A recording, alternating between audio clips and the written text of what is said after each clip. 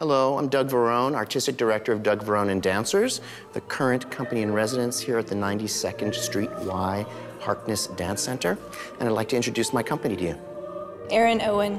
Ryan Corriston. Julia Burr. Natalie Desch. Netta Yerushalmi. Alex Springer. Daniel Sharon.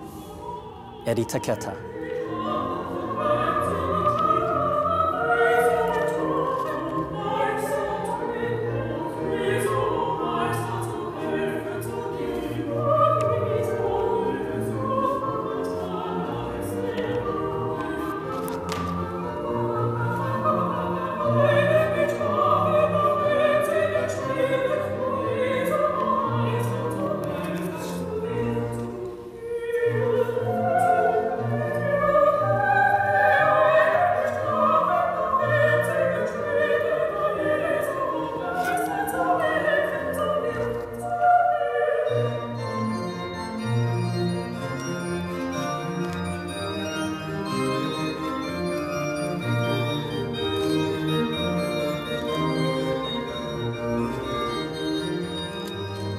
What's so beautiful about 92nd Street Y, the people who have come and gone, they all had that generosity. Walking in the lobby, you have the feeling that there's life here. It's not walking into a cold building that people just go in and out of, you know. This is a living building. I think the influence of having artists like Graham and Doris Humphrey and Hanya Holm, and then later Jose Limon, I think having those people here at the Y really helped the Y community look at themselves and say, wow, there's something in this modern dance movement that is of the caliber of visual art and the music that we love and respect. It's very interesting that if I mention the 92nd Street Y in any context, people say, that's where it started. That's a fabulous place. What's been amazing about being here as a dance maker is that it has allowed myself and this terrific group of dancers to have a home. And coming here every day and having a support system, having a place to work, having a morning to breathe in a space alone as a creator, and to be able to see a dance before dancers walk into the studio has been a great gift. And the work that I'm making is spilling out as a result of it.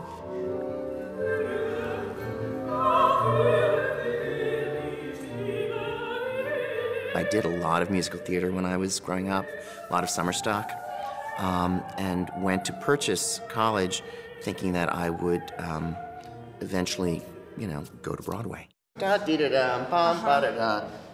This point here, you're coming up where Ryan stands here. I still feel like you need to figure out a way to get your shoulders behind him a little, because it still feels like you're beginning the head roll in front of him rather than clearing him that way. I'll come Does that make sense a little? Yeah, totally. I wasn't really aware of the art form until I went to college, and I began to understand contemporary dance and its power to speak. And from that moment on, I never looked back.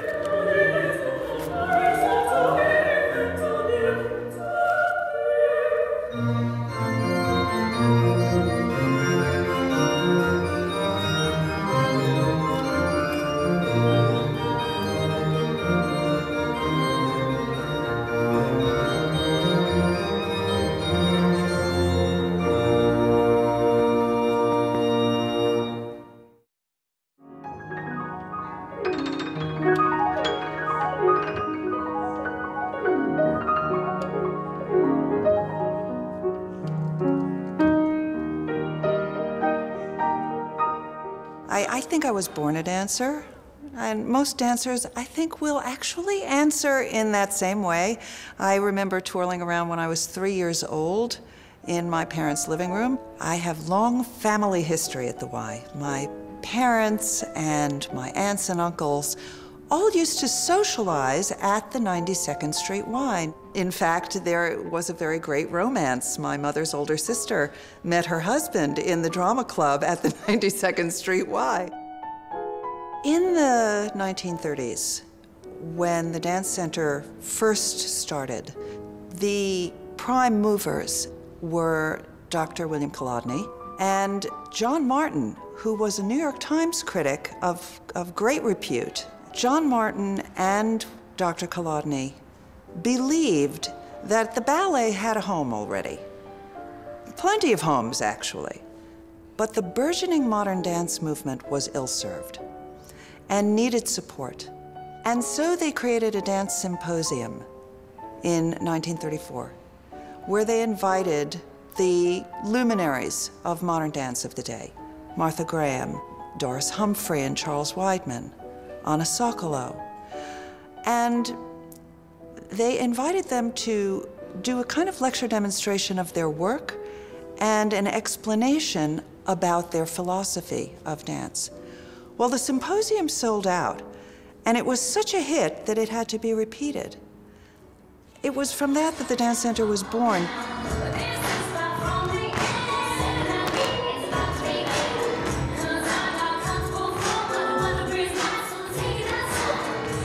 Hi, I'm Daniela, and I really like running across the floor and doing like the jazz runs and everything. It just, you get to be yourself when you do all of this, and it's just really fun. Front straight and open. I'm Lily, and I take the ballet BC class here too. I like dancing a lot, and I just like to perform in general. We stopped last year, but we came back because this is like a really good program. I could still be, you know, like a lawyer and then go to dance class twice a week. If you have a hard day and then you come to dance class, like you can just forget about everything and then start dancing. One more time, girls. Here we go. 5, 6, 7. Let's get down low. Cross. Step. Together. Now right from here.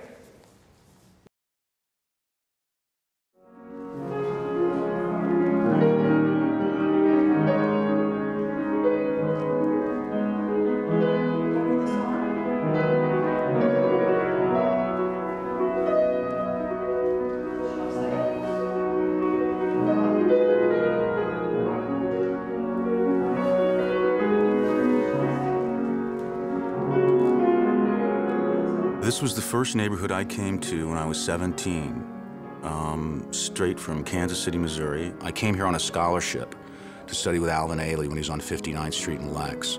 People think the Upper East Side is like, you know, very wealthy and very kind of hoity-toity, and it's not very artistic. But in my day, when I first came here, there was a lot of artistic people around. My biggest influence was Paul Taylor. His first performance here was at the 92nd Street Y, and it was, from what I've heard, scandalous. The curtain went up, Paul was standing in a suit, and a young woman in a beautiful dress sitting on the floor, right there.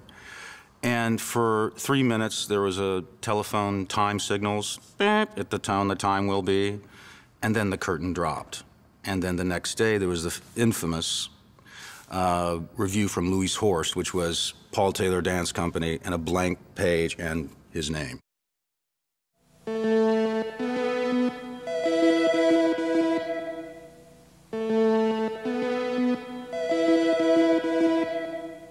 Caught was a piece that came from working in the photography field. You know, it was the early 80s, and I was taking and teaching classes at the Y. I started experimenting with strobe lights. They're very fast. I just started using any time that the studios weren't being used. Parsons was in there. And, you know, I knew people on the stage crew, and I knew the maintenance people, so I kind of had my ways to get in and out. We would rehearse until sometimes 2 and 3 in the morning. Doing benefits here and seeing concerts and working in this building, yeah, I am a part of the legacy, and I'm proud of it.